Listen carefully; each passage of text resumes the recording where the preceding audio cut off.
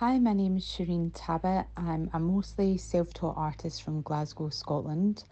I'm now based in Hackney, East London, working from New River Studios in Haringey Warehouse District within a community of other artists. What is my background and was my work informed by certain concepts or themes from childhood, background, socioeconomic status, and where I was raised? Well, my father's from Lebanon and my mother's side's from Ireland, but I was brought up in Glasgow, Scotland, having moved from Beirut when I was 18 months old. This has influenced the themes in my work, I'd say. My practice involves creating abstract dreamscape paintings, often with recurring themes of connection to place, heritage, and identity.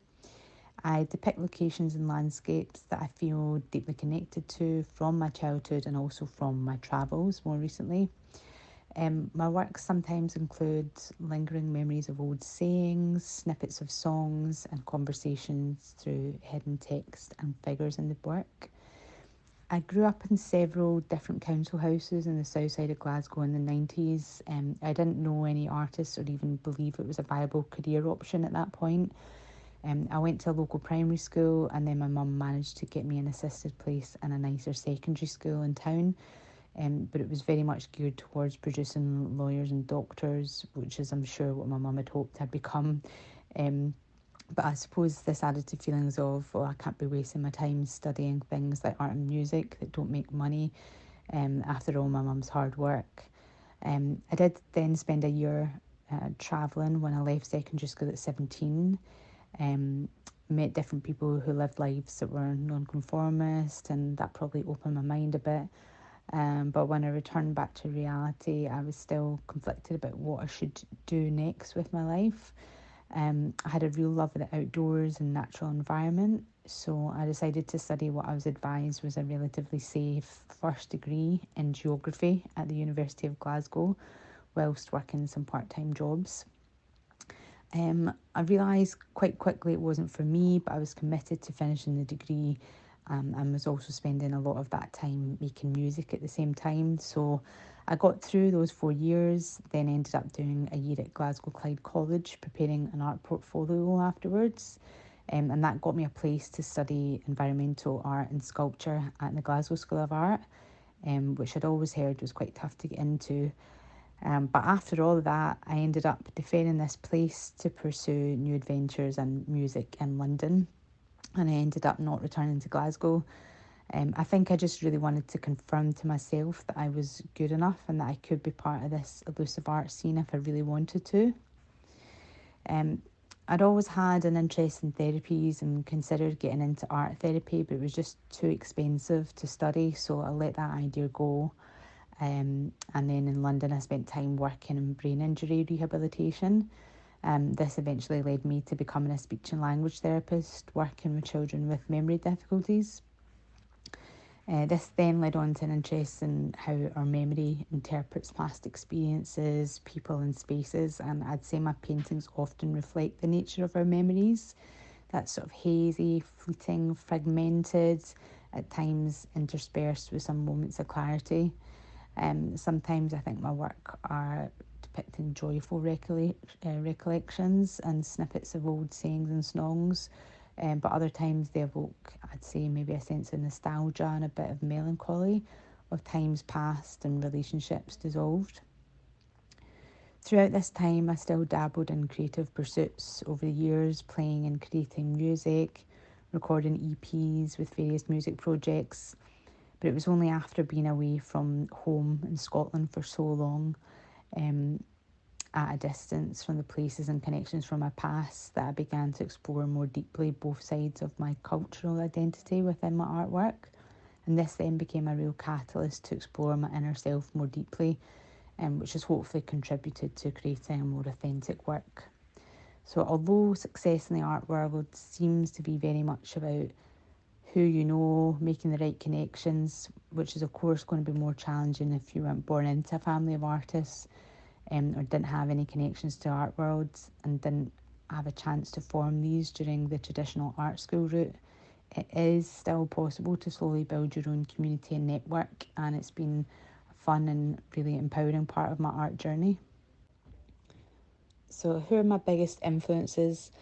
There's so many people that have influenced me, from music artists when I was younger, like Led Zeppelin, Bjork, early Verve albums that felt like you were in a dreamscape and took me to a place mentally where anything seemed possible. Colour-filled painters of the past for the sense of calm that they invoked within me. But also so many current creatives that I've discovered via social media, like London abstract artist Mira Paglia, Glaswegian artist Rowan Rosie, people making art for a living really, and show me it's possible to eventually do this full time. It just takes constant effort, small steps towards your goals, and a sort of unwavering belief and cumulative effort over time that hopefully will produce positive outcomes eventually. So what am I focusing on right now?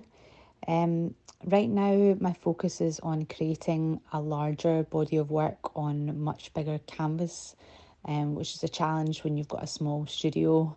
But yeah, creating larger works, continuing to use heavy texture, but with more focus on specific objects that we're connected to and why that is, as well as locations, bringing in more kind of solid and identifiable forms than some of my previous early work had. The biggest challenge of being an artist, for me, I'd probably say, is fostering that self-belief. There's so much noise around how hard it is to do this for a living, but the ones that seem to do well just keep plodding on, and they're relentless in their pursuit. I'd already mentioned, forging connections and networking is important in any job, I guess, but more so in the art world, I think. It's undoubtedly going to be easier for someone who comes from money or has unlimited funds to pay for studio and materials. Working another job, for example, to afford this is going to take away precious time and energy that could be channeled into the art making and ideas instead. Like many other creative pursuits as well, writing music, coming up with new ideas, sometimes there's also periods of feeling like you've become a bit stale or hit a mental block. But luckily, I do have other interests that take me out of my head a bit and allow me to start afresh. Things like playing guitar, I like moving my body, going out for a dance with friends at gigs, just taking my dog out for a walk, going climbing, or just getting to the gym. Just changing your environment can often help kind of spark new ideas and feel a bit more refreshed. If I was to give advice to my younger self, it would probably be to not waste 4 years doing a degree in geography. The first degree is paid for in Scotland, and I just think I really should have gone to art school initially. But at the same time, I would have missed out on all the things that have led me to this point in life and the experiences I've had that contribute to my artwork now. So it's really hard to say. During those years, I made music, practiced capoeira, travelled, and I made lifelong connections. So I wouldn't have changed that aspect. Um, but I think being more confident and assertive from a younger age would have been great. I wish I had the energy of my 18-year-old self, but with the drive, wisdom, and knowledge of my current self. But I guess doesn't everyone think that? The younger generation today are really quite inspiring in that regard. They just seem to be more clued up on marketing and business, self promotion, all the unglamorous parts of being an artist for a living. Um, at least TikTok makes it seem that way anyway. Have I ever tried any unconventional mediums or techniques? Being pretty much self-taught, I think that most trained artists might look at me at work and think what I'm doing is unconventional. I feel like I'm making it up as I go along a lot of the times. Sometimes that works, sometimes not.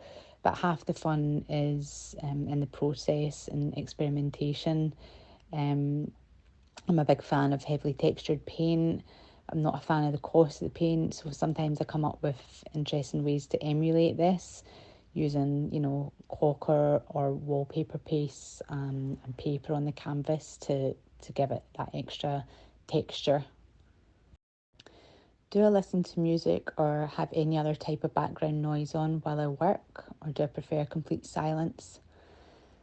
This changes depending on my mood, I'd say, but mostly I do enjoy a good podcast, sometimes a comedy podcast, or tunes, but this can vary from old folk to melodic techno and everything in between.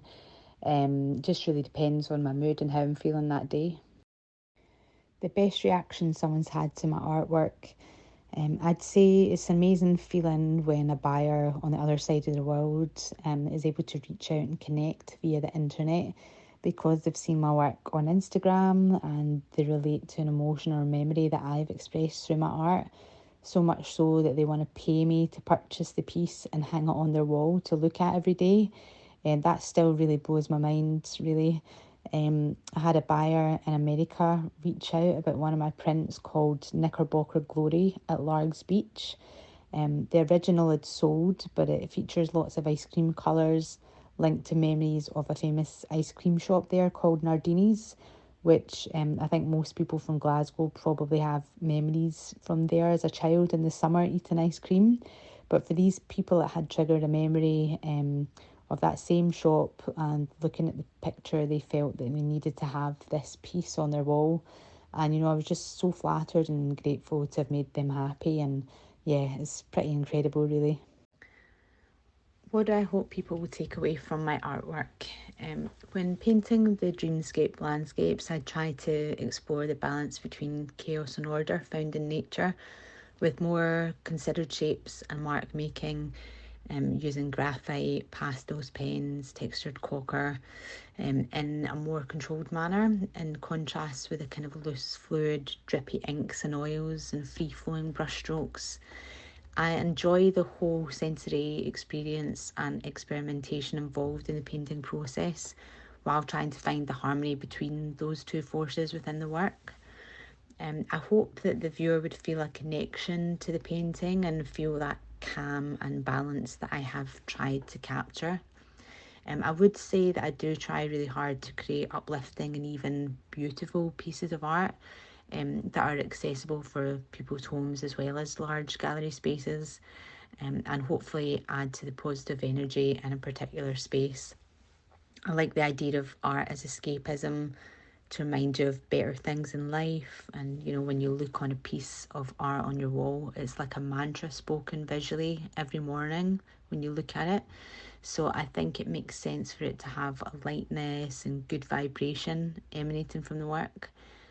I think interiors and spaces we live in should be calm and tranquil and make us feel energized. Thank you so much for giving me the opportunity to share a bit about myself and my world with you. You can find me on Instagram at Tangerine Art and find my work on my website, ShereenTabet.com.